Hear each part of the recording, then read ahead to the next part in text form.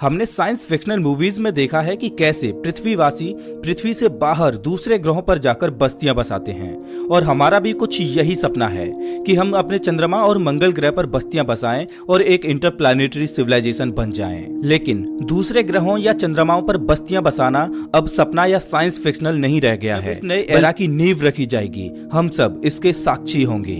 साल 1968 से 1972 तक अमेरिका ने इंसानों को चांद पर उतारने के लिए कुल 9 मिशन किए, जिनमें से 6 मिशन सफल रहे और इन मिशन के दौरान नील आर्मस्ट्रांग सहित कुल 12 लोगों ने चांद की धरती को छुआ। और चांद पर आखिरी मिशन था अपोलो 17, जिसको साल 1972 में अंजाम दिया गया था। लेकिन उसके बाद से किसी भी देश ने चांद पर मानव मिशन करने की कोशिश नहीं की और आज 50 साल का समय हो चुका है चांद पर आखिरी मानव मिशन को किए हुए। लेकिन अब इतिहास अपने आप को फिर से दोहराने वाला है और चांद पर नए दौर की टेक्नोलॉजी के साथ एक नए एरा की शुरुआत होने वाली है। चांद पर किए जाने वाले आर्टेमिस प्रोग्राम का मकसद है साल 2024 तक पहली वुमेन और अगले मैन को चांद की धरती पर उतारना और चांद पर रिसर्च करने के लिए वहां पर साल 2028 तक आर्टेमिस बेस बनाना। वैज्ञानिकों ने चांद पर आर्टेमिस बेस बनाने के लिए चांद पर एक बहुत बड़े गड्ढे सैकेल्टन क्रेटर को चुना है, जो कि 12 मील चौड़ा और 2 मील गहरा है।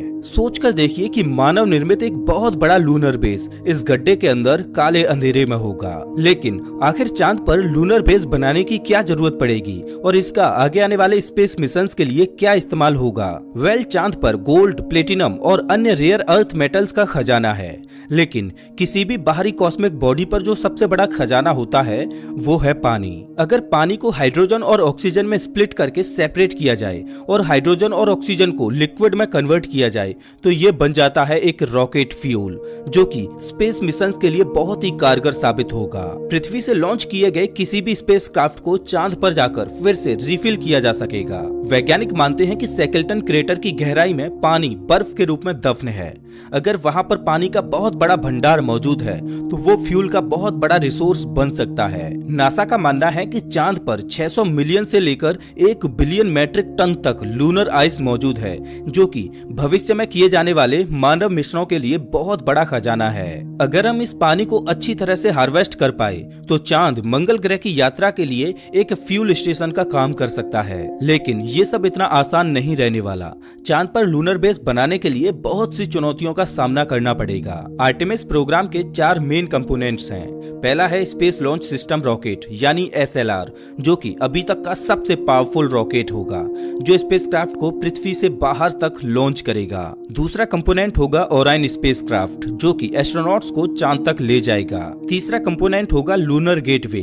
ये एक तरह का छोटा स्पेस स्टेशन होगा जो कि चांद के चारों ओर चक्कर लगा रहा होगा। और इस मिशन का चौथा कंपोनेंट होगा ह्यूमन लैंडिंग सिस्टम, जिसकी मदद से एस्ट्रोनॉट्स चांद की सतह पर उतरेंगे और ये सारे ही सिस्टम एक साथ ऑपरेट होंगे। चलिए अब जानते हैं कि आर्टेमिस प्रोग्राम को अंजाम कैसे दिया जाएगा। आर्टेमिस प्रोग्राम के पहले ही मिशन में एस्ट्रोनॉट्स को चांद पर नहीं उतारा जा सकता, क्योंकि ऐसे मिशंस में बहुत ज्यादा रिस्क होता है। किसी भी मानव मिशन को अंजाम देने से पहले ये सुनिश्चित करना जरूरी होता है कि चांद पर भेजने और वहां से वापस लौटने में जिस टेक्नोलॉजी का उपयोग हो रहा है वो टेक्नोलॉजी ठीक से काम कर भी रही है या नहीं। इसीलिए वैज्ञानिक अनमैन्ड मिशन करते हैं।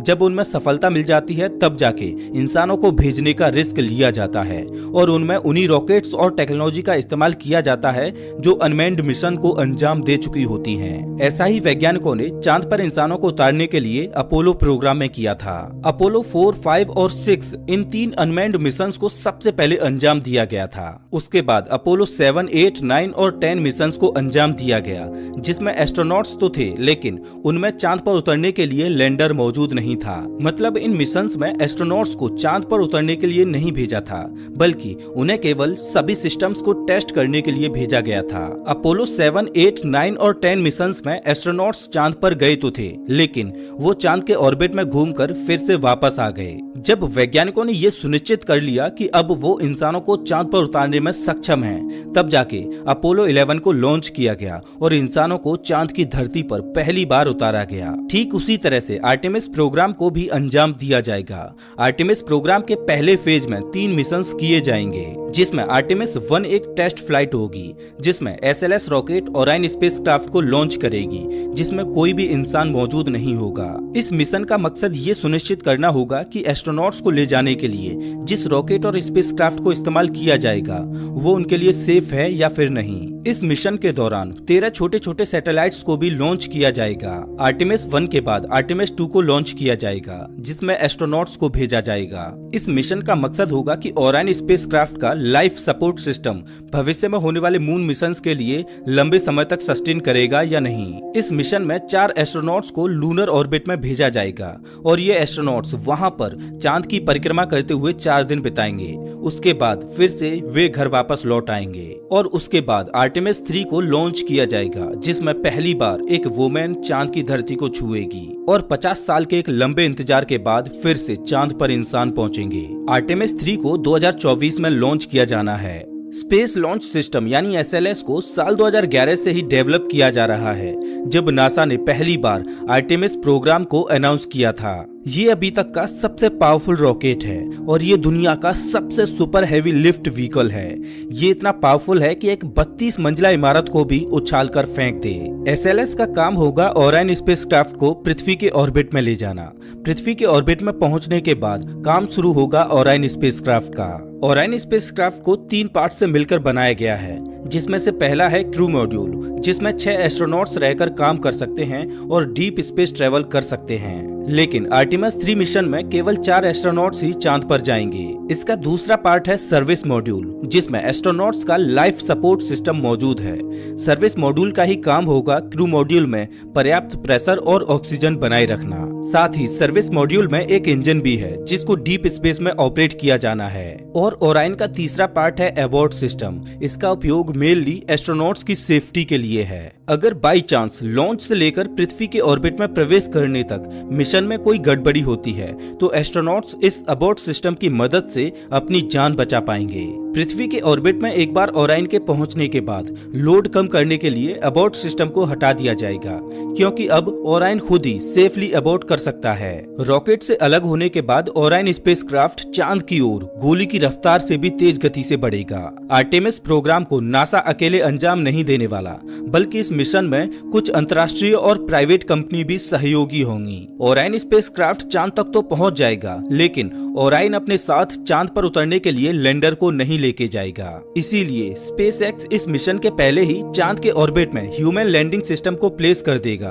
और जब ओरायन स्पेसक्राफ्ट चांद के ऑर्बिट में पहुंच जाएगा तब वहां पर पहले से मौजूद ह्यूमन लैंडिंग सिस्टम के साथ डॉक करेगा। उसके बाद 2 एस्ट्रोनॉट्स ओरायन स्पेसक्राफ्ट में रहेंगे और 2 एस्ट्रोनॉट्स लैंडिंग सिस्टम में चले जाएंगे और दोनों एस्ट्रोनॉट्स लैंडिंग सिस्टम की मदद से चांद की धरती पर उतरेंगे।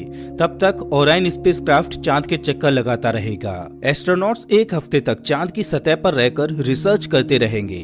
उसके बाद वो वापस ओरायन पर पहुंच जाएंगे और ओरायन का इस्तेमाल करके वो वापस पृथ्वी पर आ जाएंगे। लेकिन आर्टेमिस प्रोग्राम यहीं खत्म नहीं होगा बल्कि ये तो एक नए एरा की शुरुआत होगी। दरअसल भविष्य में चांद पर इंसानी बेस बनाने के लिए सबसे पहले चांद के ऑर्बिट में एक छोटा सा स्पेस स्टेशन बनाया जाएगा जो चांद के ऑर्बिट में घूमता रहेगा। ये बिल्कुल वैसे ही होगा जैसे पृथ्वी के ऑर्बिट में इंटरनेशनल स्पेस स्टेशन घूम रहा है। लेकिन चांद के ऑर्बिट में बनाया गया स्पेस स्टेशन ISS की तुलना में बहुत छोटा होगा। चांद के ऑर्बिट में बनाए जाने वाले स्पेस स्टेशन का नाम होगा गेटवे जो कि भविष्य में चांद पर किए जाने वाले मानव मिशनों के लिए बहुत उपयोगी सिद्ध होगा। आने वाले मिशंस में पृथ्वी से आने वाले स्पेसक्राफ्ट्स गेटवे में डॉक करेंगे और एस्ट्रोनॉट्स यहाँ पर कुछ दिन रुककर अपनी रिसर्च भी करेंगे और इस गेटवे में पहले से ही लैंडिंग सिस्टम मौजूद होगा जिसका इस्तेमाल करके वो चांद की सतह पर उतरेंगे और इसी के द्वारा वो वापस गेटवे पर लौट आएंगे। इस गेटवे की मदद से साल 2028 तक चांद पर एक लूनर बेस बनाया जा चुका होगा और भविष्य में मंगल ग्रह पर उड़ान भरने के लिए चांद के इसी लूनर बेस का अहम योगदान रहेगा। दोस्तों हम बहुत लकी हैं कि स्पेस के इस नए एरा की शुरुआत के हम साक्षी बनेंगे। तो दोस्तों इस वीडियो में बस इतना ही। वैसे वीडियो अच्छा लगा हो तो इसे लाइक करें और ऐसे ही वीडियोज के लिए चैनल को सब्सक्राइब करें, साथ ही बेल आइकॉन दबाएं।